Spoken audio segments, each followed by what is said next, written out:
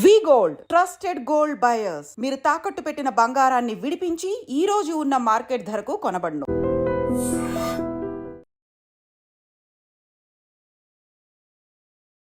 నమస్కారం, welcome to I dream. ధర్మ మార్గం విత్ విజిత కార్యక్రమానికి స్వాగతం.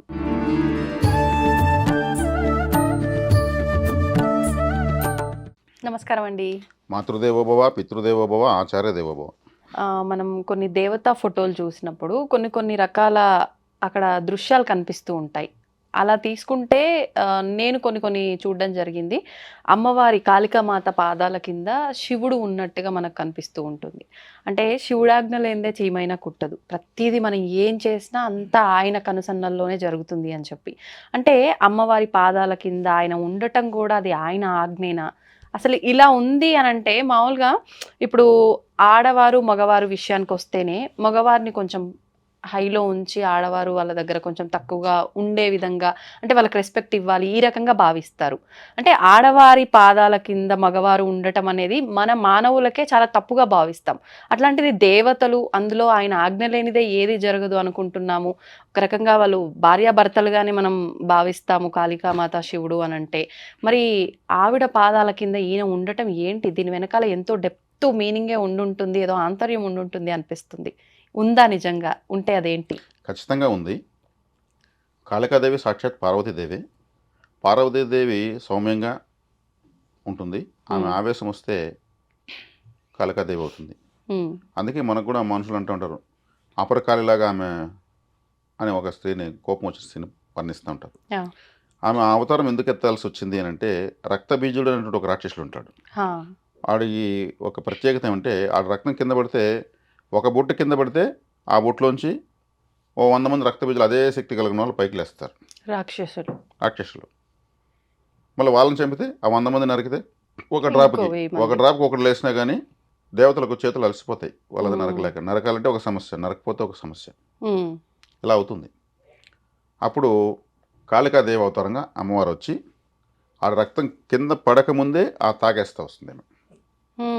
ఈ రక్తబీజులంతా ఉంటారు కదా యుద్ధక్షేత్రంలో, వాళ్ళందరినీ మిగిలినటువంటి దేవతలు సంహరిస్తూ ఉంటే అమ్మవారి రూపాలు ఎన్నో రూపాలు యుద్ధం చేస్తూ ఉంటాయి. అక్కడ వాళ్ళు ఎంత చంపినా వాళ్ళు లేస్తూ ఉంటే వాళ్ళ వల్ల కాదు, వాళ్ళైనా కూడా అలసిపోతారు అనే విధంగా. అప్పుడు కాళికాదేవిగా అమ్మవారు వచ్చి పడిన రక్తాన్ని పడినట్టు తాగేస్తుంది. కింద పడితే కదా వాడు మళ్ళీ పుడతాడు. అలా రాక్షసుల రక్తం తాగి ఆమెకు ఒక ఉన్మాదం అయిపోతుంది. రక్తం కదా తాగేస్తూ ఉంది, రాక్షసుడి రక్తం, అదొక కరుడు కట్టిన తీవ్రవాద రక్తం అది.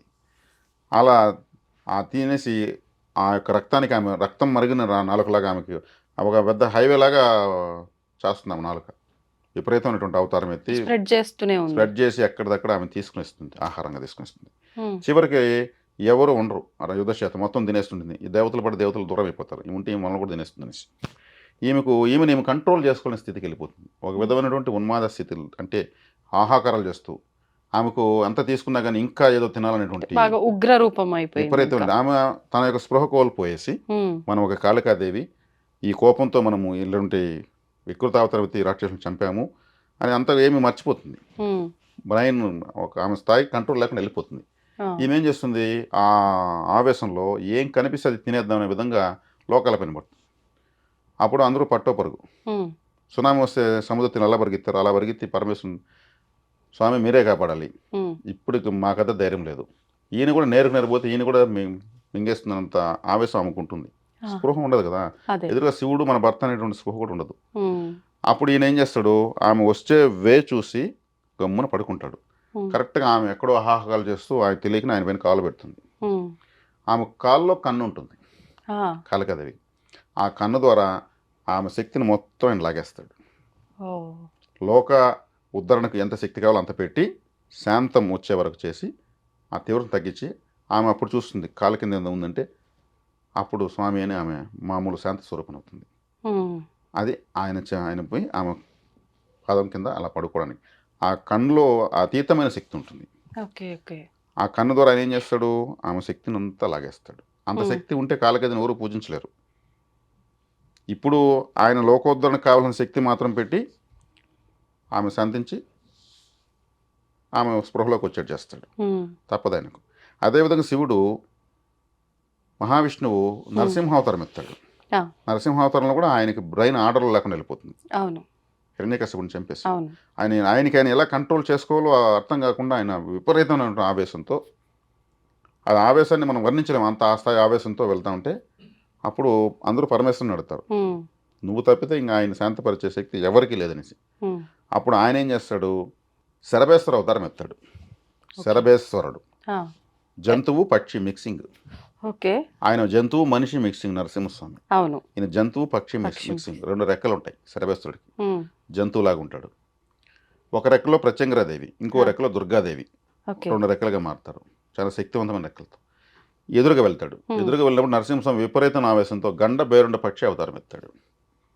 గండ బేరుండ జ్వాల నరసింహ స్తోత్రం కూడా ఉంది. ఉమ్, ఉమ్, ఉమ్, భీకర యుద్ధం జరుగుతుంది ఆ, ఆ గండ బేరుండ పక్షికి శరభేశ్వర అవతారానికి. ఆ, అప్పుడు వీళ్ళు ఆయన్ని మళ్ళీ మన స్థితికి తీసుకురావాలి, మన మనిషిని మన స్థితికి తీసుకురావాలి, మన దేవతని అనేసి వీళ్ళు ఆయనలో ఉన్న శక్తిని మొత్తం కంట్రోల్ చేసేసి స్పృహలోకి తీసుకొస్తారు. అంతేగాని ఇప్పుడు నాకు ఒక డౌట్ అడగాలనిపిస్తుంది. నేను ఇది అడగడం కరెక్ట్ కాదేమో. అంటే దేవతల్ని మనుషులతో పోలుస్తుంది, ఎంత మూర్ఖురాలు అనుకోవచ్చు మన వాళ్ళు కూడా. కానీ ఇప్పుడు మనం కోపం వీటన్నిటిని కంట్రోల్ చేసుకోవాలి, ఓపికతో ఉండాలి అని చెప్పి అంటూ ఉంటారు. దేవతలకే సాక్షాత్తు అది కంట్రోల్ చేసుకోవడం పాసిబుల్ అవ్వక వేరే అంటే దేవుళ్ళు వాళ్ళని కంట్రోల్ చేయడం కోసం ఇంకో అవతారం ఎత్తటము మొత్తానికి ఏదో రకంగా అక్కడ జరిగింది. మరి మానవ మాత్రం మనకి ఎలా సాధ్యపడుతుంది అంటారు ఇదంతా?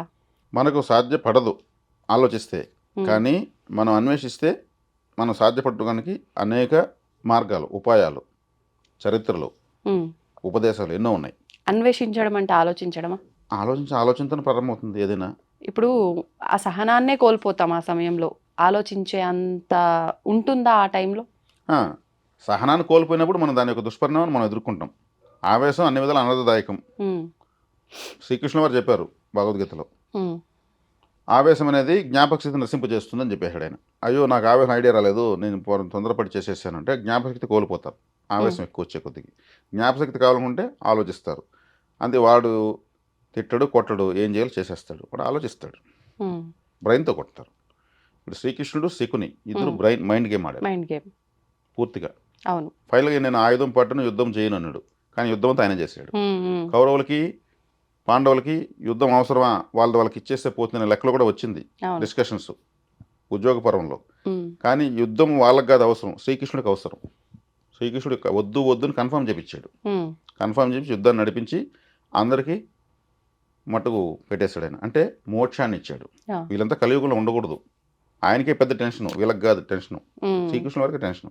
ఉమ్. ఆయనతో కూడా యనమనుగురు నరనారాయణులు ఆయనతో శ్రీకృష్ణుడు సమానంగా యుద్ధం చేసే వాళ్ళని కూడా దుర్యోధనకి ఇచ్చేసాడు. సృష్టించారా? ఆ, ఓకే. వాళ్ళు కూడా మోక్షం వేయాలి, తన పక్క పెట్టుకుంటే చంపలేడు. అవును. అటువైపు పెడితే వాళ్ళు అటువైపు వాళ్ళ ద్వారా అంటే ప్రతిదీ ఒక ప్రణాళికే. పూర్తిగా మైండ్ గేమ్, ప్రణాళికే ఉమ్, అది. ఓకే. కాబట్టి ఇక్కడ ఆవేశాన్ని కోల్పోతున్నాము అంటే మనం మన యొక్క మానసిక అదుపును కోల్పోతున్నాం అని అర్థం. ఉమ్, దానికి జరిగిన దానికి తర్వాత అప్పుడు ఇంకా మెచ్యూరిటీ ఎక్కువ అవుతుంది. తప్పు చేసి ఇలా అయింది కదా, ఇంక ఫ్యూచర్లో చేయకూడదు, ఆ మెచ్యూరిటీ వస్తుంది. అవును. Mistakes are increase your talent, mistakes are increase your future. అవును. తప్పు చేయకపోతే వాడు జడపదార్థమే. ఏ తప్పు చేయదు, క్రమశిక్షణ అంటే క్రమంగా శిక్షించుకోవడం అర్థం. ఉమ్, ఉమ్, కాబట్టి ఇక్కడ సమయ సందర్భాన్ని బట్టి లైఫ్ అంటే ఒక లాజిక్, ఆ లాజిక్ ఏంటో ఏదైనా ఆలోచిస్తే అర్థమవుతుంది, దాని ప్రకారం వెళ్ళగలిగితే అద్భుతంగా ఉంటుంది. ఉమ్, సమస్యలు రావాలా, రాకపోతే దురదృష్టమే. ఓకే. ఏ సమస్య లేనివాడు అదే పెద్ద సమస్య. ఇప్పుడు మీరు చెప్పిన అంటే ఈ ఉదాహరణ తీసుకొని కూడా ఇప్పుడు మీరు ఇంత వివరణ ఇస్తే అర్థమైంది ఎందుకు అమ్మవారి పాదాల కిందర స్వామివారు ఉన్నారు అని చెప్పి. కానీ అది అంటే ఈ జనరేషన్ వాళ్ళు తీసుకోవటం దాన్ని ఇంకొక రకంగా వాళ్ళకు అనువుగా ఉండే విధంగా తీసుకుంటారు. అంటే ఆవిడ పాదాల కింద ఉన్నారు అని అంటే మనం ఎలా అయినా ఉండొచ్చు అనే ఒక ఆలోచన చాలా వరకు వస్తుంది కదా. అంటే మనం ఏదైనా ఆలోచించే ముందు వాస్తవం తెలుసుకొని చేస్తే బాగుంటుంది. నన్ను డీకోడ్ చేసుకోవాలి దాన్ని. Correct. పార్వతీదేవి అడిగిందండి శివుడిని, ఉమ్, స్వామి నేను ఎన్నో అవతారాలు ఎత్తాను, ఉమ్, మనం అదే దంపతులకు అందరూ మనల్ని అన్ని లోకాలు పూజిస్తారు, నేను ఏ అవతారంలో ఉంటే నేను ఎక్కువ నచ్చుతాను అని అడిగిందంట. ఆ, పరమేశ్వరుని భర్తను. నువ్వు కాళీ అవతారంలో ఉంటే నాకు చాలా ఇష్టం అన్నాడంట. అదేందండి అది, అసలు అంత వికృతంగా నేను ఏ వికృత అవతారంలో ఉండను, ఉమ్, అంత నల్లగా అంత భీకరమైన శబ్దాలు, ఉగ్రంగా, ఉమ్, ఎవరో భయపడిపోతారు, ఆ అవతల నేను ఎట్లా నచ్చుతానంటే లోకోద్ధరణ కోసం నువ్వు నీ ఆవేశంలో ఉన్న అందం నాకు మాత్రమే తెలుసునంట ఆయన. ఆ, నువ్వు ఎవరికి లోకాన్ని ఉద్ధరించడం కోసం ఆ స్థాయి అవతారాన్ని తీసుకొచ్చావు. హ్మ్. అప్పుడు నీ యొక్క బాధ్యతాయుతమైనటువంటి నీ ముఖవర్చస్సు నాకు చాలా ఇష్టము అన్ని అవతారాలకి. అందుకే ఆమె దశమహావిద్యలో మొదటి దేవత కాళీతో ఖాళీ. స్టార్ట్ అవుతుంది. ఓకే. అంత గొప్ప అవతారం కాళీ అవతారం. హ్మ్. ఆమె కూడా ఇక్కడ శివుడు నన్ను చూసుకోదు, హ్మ్. కానీ ఆయన బాధ్యత, ఆమె యొక్క శక్తి ఈ స్థాయి శక్తిని భరించే సామర్థ్యం సమస్త లోకాలకు లేదు. హ్మ్. ఆ శక్తిని మనం స్వీకరించాల్సిందని ఆయన అలా పడుకొని ఆ కన్నులోంచి తీసుకునేస్తాడు. ఓకే. ఓకే. మనం ఇలాంటివన్నీ వింటుంటే మంచి మంచి మన లైఫ్‌కి సంబంధించిన కొన్ని విషయాలు దాంట్లోంచి తెలియకుండానే అర్థమైపోతుంటాయి. అర్థమైపోతాయి.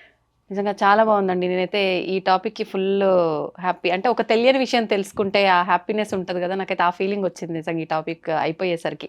ధన్యవాదాలండి. ధన్యవాదాలు. దీన్ని తవ్వండి, తవ్వుతూనే శివలింగం. పరమాత్మకు జీవా సరే దాన్ని అట్లా కప్పేసేయండి, చూపించదండి. Krishna is there. మూర్తి పూజ కాదు, సాక్షాత్ బ్రజేంద్ర నందన భగవాన్ ఉన్నారు మూర్తిలో. ఏమీ ఆశించకుండా ఆరాధించే వాళ్ళు కూడా ఉన్నారా ప్రభుజీ? నిజమైన భక్తి అంటే మనకు తెలియదు కాబట్టి